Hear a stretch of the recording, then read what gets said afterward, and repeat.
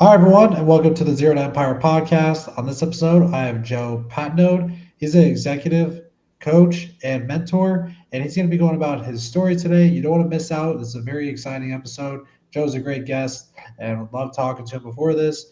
And yeah, thanks, Joe, for being on the podcast. And what actually inspired you to step into the world of executive coaching from the beginning? Well, thanks for having me, Sam. And what really inspired me was seeing what was happening in the real world. I've got several years in financial services, over 25, and I've worked with several coaches and I've seen what works and what doesn't work. And what really sort of kicked it off was seeing how damaging coaching can be if it's not applied correctly and with the right mindset in mind. Yeah, that makes sense. Definitely need a solid piece of advice from your coach when you're going down this path. And was there any specific moment or experience that made you realize this was the path you wanted to go down? So I've had several moments, those sort of micro moments over the years that have all culminated into this decision. And, a lot of it has been based on being in leadership roles and training roles along the way. But again, coming back to that moment where you realize that catchphrase and one size fits all solutions in coaching just don't work in regulated industries. And they really don't often take into consideration the full picture, the values of both the owners as well as the teams that are supporting the owners, and then all the assets that they have to play with. Yeah, that totally makes sense. And to go more into your financial services background, how did that actually give you a front row seat to good and bad leadership? Well, like anybody in the working world, I've had, good leaders, I've had some mediocre and some not so great leaders, right, over the course of my career. But the big thing for me was actually sitting down and starting my own business. I've actually started my own financial practice twice, sold both of them, as well as a PNC agency. So that's property and casualty for those of you who aren't insurance agents. And having that experience of actually going in and starting something from the ground up, in addition to that experience of working my way up from the mailroom up through senior leadership and even into the C-suite roles with financial service firms, has kind of given me a sort of a unique perspective. Yes, that totally makes sense. And that's solid that you're able to build up two companies and sell it. And that's very impressive. And who do you actually typically work with today in the executive coaching realm? So my clients have a good range, right? Some of them are executives in broker dealers and investment advisors, and most of my clientele, though, are financial practice owners, whether they're building their own practice through a broker dealer or an RIA or an insurance agency program, or whether they actually are their own investment advisor firm or financial planning firm. The majority of my clients are running anywhere between that $1 and $75 million a year in revenue. So we have quite a range there, but they're the people who have started out by being good at what they do. They're the person who was the financial advisor and built their own business. The problem is they're really good at being a financial advisor and not necessarily great at streamlining operations and leading with emotional intelligence and then scaling all that up in a way that's meaningful to them. And that's where I come in, is to figure out what is meaningful to them and how do we then apply those strengths and delegate for the things that aren't strengths. Yes, that's super solid that you're able to do that for them and make sure that they're on the right path and growing towards their goals. And can you actually tell us a client success story that you've experienced thus so far? Certainly. So, one of my more recent clients over the course of the last couple of years, she's worked with me for a few different years now on a few different projects. We met about 3 years ago, and her goal was very simple. I want to get another licensing exam successfully accomplished. It was something she had struggled with. So our engagement started as simple as, how do you pass the Series 65?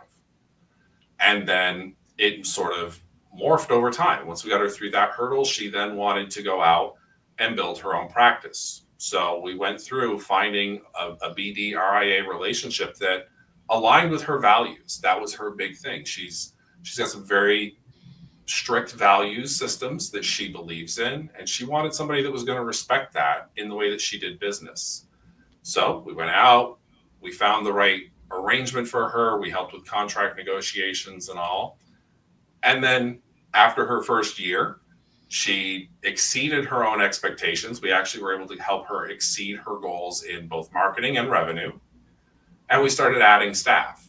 And at that point, she realized she really didn't know how to find good people. She didn't know where to source them, recruit them, or how to then lead them. And that's where we've gotten to at this point now. We actually just finished a project bringing on some new staff. Her team is much more cohesive than it's ever been. And this year, she is again on track to surpass her goals by over 20%. And we're only at, not quite 6 months into the year. Wow, that's very solid and very impressive at the same time. That's awesome that you're able to walk her from the very beginning to now building a successful business and having employees under you. And that's solid. And when it comes to that situation of hers and also your normal clientele, how do you actually go about coaching or structuring your coaching?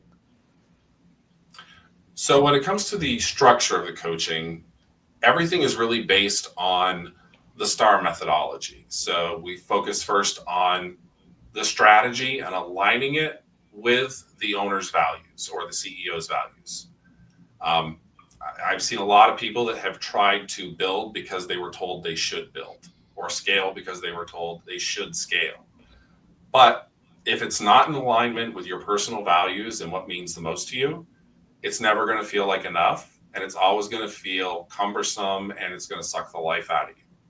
Okay. For some people, success is going to be based on financial metrics. For some people, it's based on time. For some people, it's based on flexibility. So we always focus that strategy around the value system first.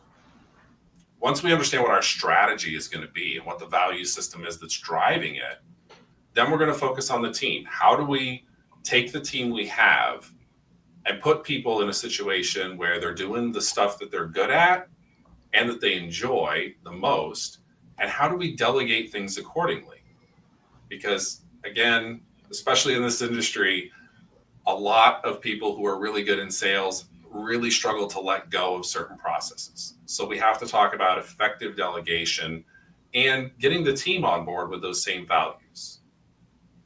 Then the next phase, we start working on the assets you already have. And those assets can be everything from your operations systems and processes to the technology you have access to the marketing systems you have in place, lead generation, all of that. We're going to look at every asset your firm has and ask, are we maximizing it? And if not, how do we maximize it? And then the last component of that is the reward system. And I am a big believer that the word results is overused. I am one of those coaches that believes that results can be negative. And when you focus on negative, you're going to get more negative. So I never tell my clients to focus on results. I say to focus on the rewards, both the rewards you're receiving and the rewards you want to receive, because that's what's going to get you there. That has a positive tonality to it, and it's going to help you focus on getting there instead of focusing on where you're not. Yes, that's a very solid structure, and I'm glad you do that with your clients. So when it comes to more in detail of that with your clients, how do you actually go about customizing your coaching to each client? So we're going to follow a templated 10-step module program that is going to go through each one of those areas in multiple different ways. All right. It's everything from questionnaires to diving in and interviewing staff to even sometimes talking about what you're trying to achieve with technology vendors and even other consultants at times. Okay. But the whole point is going to be to come back and always keep everything focused on those 4 components as we go through that 10-step, 10-module program. Yes, that's solid to have a 10 module program alongside the coaching. And what advice would you actually give someone who feels behind because they started late? I am probably the worst person for that one because I also started late. So I don't think there is such a thing as starting too late. Okay. I tell my story quite often. I started in the actual business. I started in the mailroom. I got promoted to being a backup receptionist, was my first promotion, and made it all the way to the C-suite. Okay, I made it to the senior management in 10 years. So I don't believe in starting too late. I didn't actually even get my degree until I was in my mid 40s. So if someone feels that they're starting too late, the one thing I would say is make sure that your goals are in line with your value system. Because if you feel like you're starting too late, there's probably a misalignment. You're not going to make $0 to $300 million in a year if that's what your goal is before you retire in a year. But if your values are aligned with your current strategy, then you're not going to be starting too late at any point in time. It's just a matter of getting going and taking that first step and the next step. Yes, that's some solid advice, and I'm glad that you're able to go through that yourself. And it is unfortunate, but you made it work, and now you're very successful. That's so it's great. And where can those actually interested in your coaching find and reach out to you by? Well, the easiest way to find me is to go to the website, which is jpcoachingnow.com. And Sam, for anybody that is, watching today's session, I'm actually going to be offering a discount on the services. So if anybody, mentions that they came to me through this engagement and through this conversation that we're having today, for any of your listeners, I'm going to go ahead and knock 10% off of any of the rates that we discuss for any of our services. That's awesome. I appreciate it, Joe. And everyone, make sure to take that discount into effect as soon as possible. And thanks again, Joe, for being part of the podcast. And thank you also, everyone, for watching in and listening in on this episode of Zero to Empire. I'll see everyone in the next episode. Thanks, Sam.